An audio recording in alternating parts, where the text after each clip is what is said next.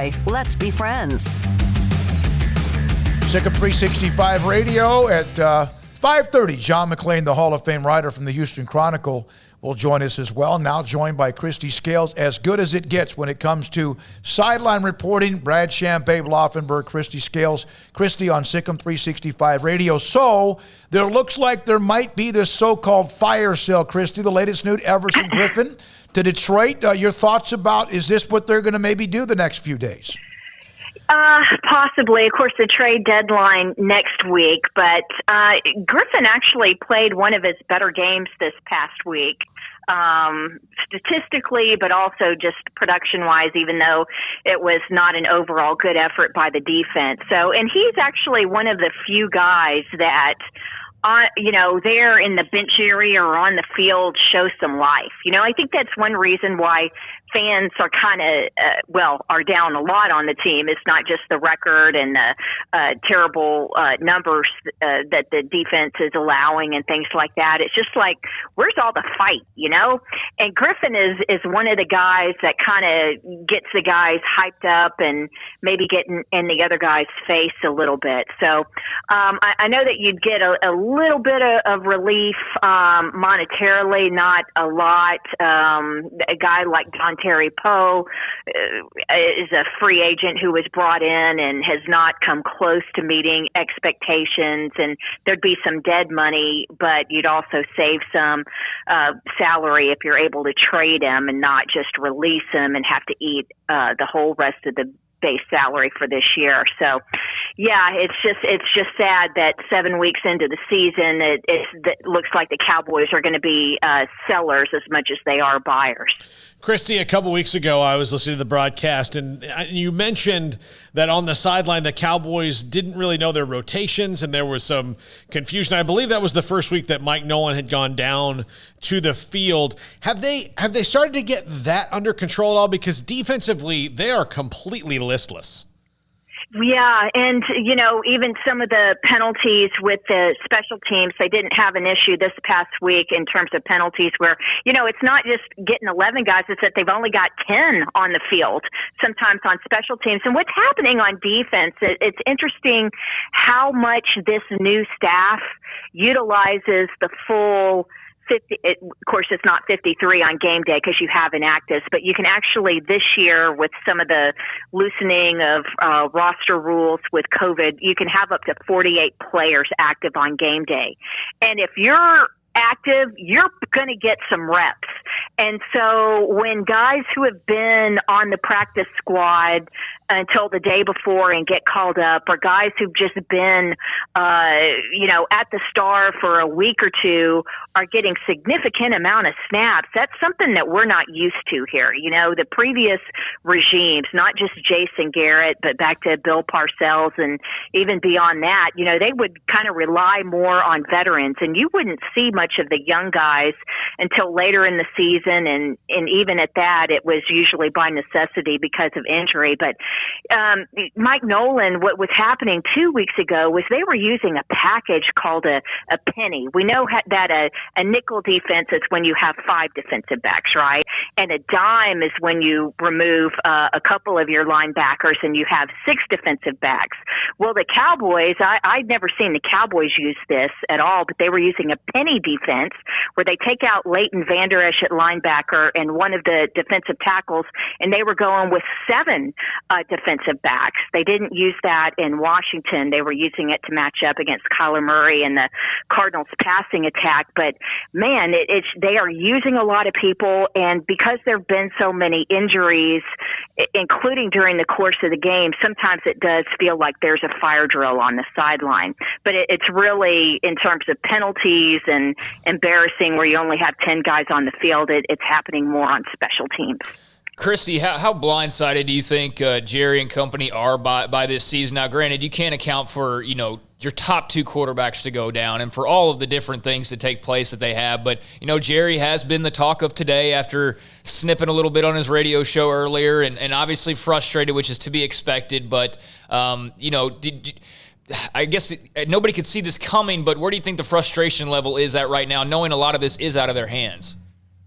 Yeah, I think it's that they still feel like the talent is out there, but they're not getting a return on their investment. Jalen Smith has had, he had a good game a couple weeks ago, but other times it's just like, what are you looking at? Not getting the right fit, and the coaches talk about gap integrity or lack thereof.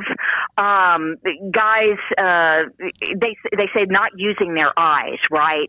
They're not looking at the right thing, and it's happening a lot. It's not just that's what happened with Trayvon Diggs, where he gave up the long pass play last week, or a couple weeks ago when Daryl Worley, the veteran who should know better. Similar kind of thing, but it's just happening so often, and it's just there's no consistency whatsoever, and there's no complementary football at all. You don't have the offense picking up the defense and vice versa. You've got the offense hanging out the defense, hanging them out to dry with so many turnovers, but at the same time, the defense, they need to respond as well, right? It's called sudden change when you have to go out there quickly because your offense has turned the ball over. And it's not like all of these points given up following turnovers are 2 yards, they're still allowing teams to drive 80 yards after some of these turnovers. So, and when you say blindsided with Jerry, I think that when you said frustration, I think that's a better description of what's going through, not just with the Jones family, but everyone in football operations, everyone in scouting, everyone in the personnel department, and frankly, every one of us that are still allowed out at the start, because with COVID, almost everyone in the building is working from home still, unless you're in football operations. I don't know how much you get a chance, and I know that things have changed because of COVID, but I asked this to David Hellman as well with DallasCowboys.com. There's nothing worse than being a part of a team that's losing. I'm talking about in football terms, but there's also nothing worse than losing when you had high expectations, right? Isn't that make it like doubles down the frustration? Absolutely. And that's what I was saying in terms of, they really feel like the talent's there and the guys aren't living up to it, right? So, and you're paying it. And the other thing is that's so frustrating is the investment that they've made in the offensive line. And I'm talking about not just big money commitments and huge bonuses. I'm talking about what really counts, and that is how your salary cap is distributed. And as Jerry pointed out today here in Dallas on the flagship station, The Fan, 45% of the salary cap investment is guys on IR. And you put all that money in the offensive line, and the only guy left standing is Connor Williams last week, and then Zach Martin should be back for this week. We'll know more tomorrow. Hopefully he's able to practice tomorrow. He missed last week with a concussion. And then Zeke, so much money invested in him and so much riding on him and trying to establish a run game, and he's one of the culprits in terms of turning the ball over. And by the way, you can't establish a run game because all of your good offensive linemen are out. So, it's very frustrating. It's very disappointing. Kristi, though, you mentioned all that, but in the offseason, the Cowboys really have to look down the line because, you got to start to worry about Tyron Smith a little bit, right? I mean, you have to. Absolutely. Yeah, and then. Absolutely. Yeah, and so you think, okay, well, let's draft a tackle, or do you take Zach Martin and for the long term put him out at tackle and then look more to the interior of the line, but also what are you going to do on the defensive line? Particularly the interior there, that you brought in. Think about this, like 3 months ago, guys. Weren't we so excited about Gerald McCoy and Don Terry Poe? Everson Griffin was added in training camp, but wow, this is really going to be a strength of the team. And then McCoy is out the first week of training camp, out for the season. Poe's not giving you anything. And, now you're shopping Everson Griffin. And you hope to get rid of Poe, be able to unload him, and get rid of part of his salary. So, wow, how the worm can turn in just a short amount of time. Yeah, that's the part. I mean, now you're in a fire sale, or it appears to be that way. And Go ahead, Craig. But at the same time, David, do you do that, or do you it's like this division is so bad. I'm one of those. So bad. If the Cowboys win on Sunday and the Redskins lose, you're in first place. I know. It's almost like they're always just enough to where they're in the race, and of course with a lot of teams making the playoffs. I am not one of those that tanks. I'm not one of those that gives up on a season. I think if you can make the playoffs, God knows what can happen, and so I think you go out and try to win, even though I understand people want to build for the future. Man, I don't know if you can do that as much as you used to do it in the NFL.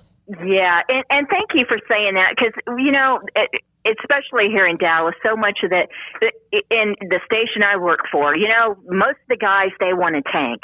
Well, let me just say that this is my 30th year with Cowboys Radio, 22nd year on the sideline. We talk about the awfulness of losing and just, if you as a Cowboy fan think you feel bad on Sunday night and the rest of the week after a loss, well, imagine what it's like in the building. Mm-hmm. And that loser's mentality of tanking, I want nothing to do with. All right. And especially when it's a new staff that's come in, McCarthy and his new guys. And this is the first year of a new chapter in the 60 years of Dallas Cowboys football. And the last thing you want is any kind of mentality like that. Yes, you do have to start planning for the future. Yes, Tyron Smith is absolutely on the backside of his career. But, it's that fine line of developing young guys, but still remaining competitive and playing to win. And when I was talking before about with Mike Nolan, and it's actually Mike McCarthy's philosophy, and he's talked about it in a few times in the last month. It's like, I play young guys. If you're on the roster, you're going to play, because some point down the line, we're going to need you. Whether you're in because of injury or whatever, we're going to be counting on you by the end of the season. So you're going to play from the start of the season on, and hopefully earn even more in-game snaps with your work. And so, again, that's just something that we're not used to seeing here in Dallas. So when I see a guy like Steven Parker, it's like, who's this guy? and he's getting all these snaps at safety. And when there's a short chain for, at safety where Darian Thompson is replaced by Donovan Wilson, just a few games in, that's something that in previous regimes, it just would have taken longer for them to make those kinds of changes. Real quick, Kristi, does Ben DiNucci start this week, or does Andy Dalton get back in time?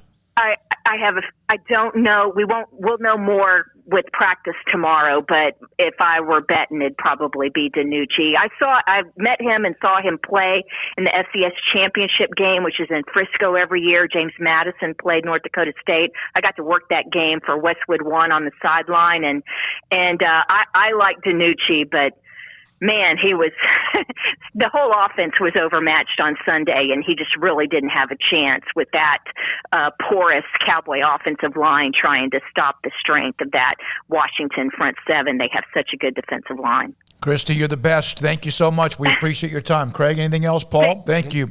Kristi Scales, 30 years, as she mentioned, sideline or part of the Cowboys broadcast, 21 years as the sideline reporter with Babe and, of course, Brad, who we've had them on as well. I got to say, one quick note. Go ahead.